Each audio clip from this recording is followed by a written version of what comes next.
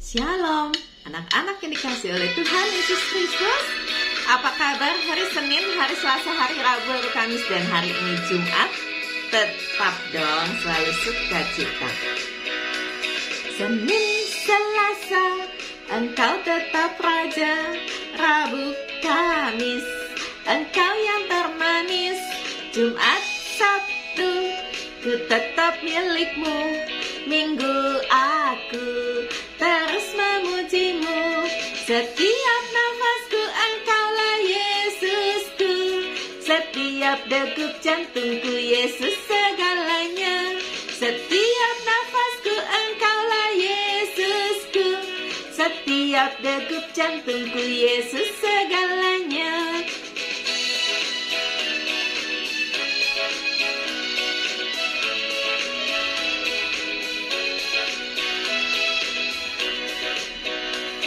Senin, Selasa, engkau tetap raja. Rabu, Kamis, engkau yang termanis. Jumat, Sabtu, ku tetap milikmu. Minggu aku terus memujimu. Setiap nafasku engkaulah Yesusku. Setiap degup jantungku Yesus segalanya. Setiap nafasku engkaulah Yesusku. Setiap degup jantungku Yesus segalanya. Mari berdoa. Tuhan Yesus, terima kasih karena Senin sampai Minggu Engkau tetap Tuhan kami, Juru Selamat kami, yang selalu menolong kami. Saat ini kami mau belajar firman Tuhan. Ajar kami untuk boleh menjadi pelaku firman. Di dalam nama Tuhan Yesus kami berdoa. Amin. Markus 14 ayat 53 sampai 65. Yesus di hadapan mahkamah agama. Kemudian Yesus dibawa menghadap imam besar. Lalu semua imam kepala, tua-tua dan ahli Taurat berkumpul di situ. Dan Petrus mengikuti dia dari jauh sampai ke dalam halaman imam besar. Dan di sana ia duduk di antara pengawal-pengawal sambil berdiam dekat api. Imam-imam kepala, malah seluruh mahkamah agama mencari kesaksian terhadap Yesus supaya ia dapat dihukum mati. Tetapi mereka tidak memperolehnya. Banyak juga orang yang mengucapkan kesaksian palsu terhadap dia. Tetapi kesaksian-kesaksian itu tidak sesuai yang satu dengan yang lain. Lalu beberapa orang naik saksi melawan dia dengan tuduhan palsu ini. Kami sudah mendengar orang ini berkata, "Aku akan merubuhkan bait suci buatan tangan manusia ini, dan dalam 3 hari akan kudirikan yang lain, yang bukan buatan tangan manusia." Dalam hal ini pun kesaksian mereka tidak sesuai yang satu dengan yang lain. Maka imam besar bangkit berdiri di tengah-tengah sidang dan bertanya kepada Yesus, katanya, "Tidakkah engkau memberi jawab atas tuduhan-tuduhan saksi-saksi ini terhadap engkau?" Tetapi ia tetap diam dan tidak menjawab apa-apa.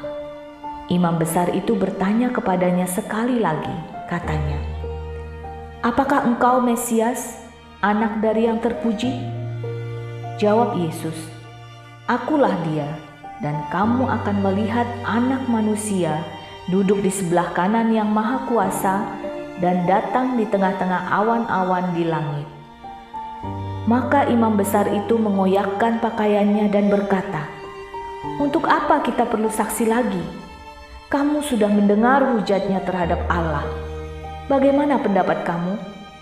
Lalu dengan suara bulat mereka memutuskan bahwa dia harus dihukum mati. Lalu mulailah beberapa orang meludahi dia dan menutupi mukanya dan meninjunya sambil berkata kepadanya, "Hai Nabi, cobalah terka." Malah para pengawal pun memukul dia. Berkata benar. Saat Yesus dibawa ke imam besar, banyak orang hendak melihatnya. Mereka ingin Yesus dihukum mati. Jadi mereka berbohong tentang Yesus. Sebenarnya kebohongan mereka sulit diterima sebab Yesus memang tidak bersalah. Namun karena mereka keras hati, Yesus pun dihukum mati. Perhatikanlah, selalu ada akibat buruk saat orang berbohong. Kita tidak bisa menjadi berkat jika berbohong. Sebagai anak Tuhan, ayo selalu berkata benar.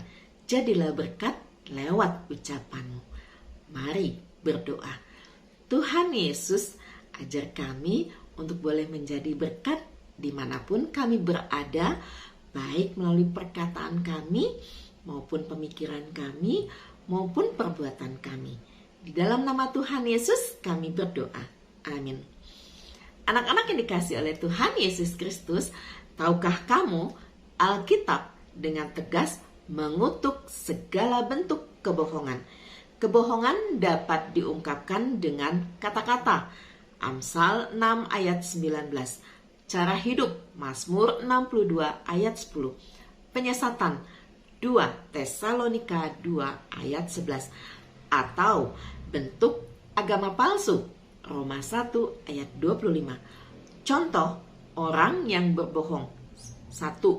Jawaban Kain yang tidak terus terang.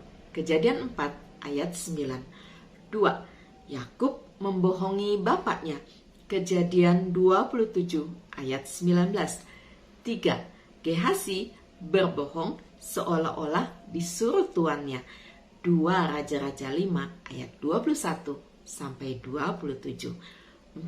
Ananias dan Safira menipu para rasul. Kisah Para Rasul 5 ayat 1 sampai 10.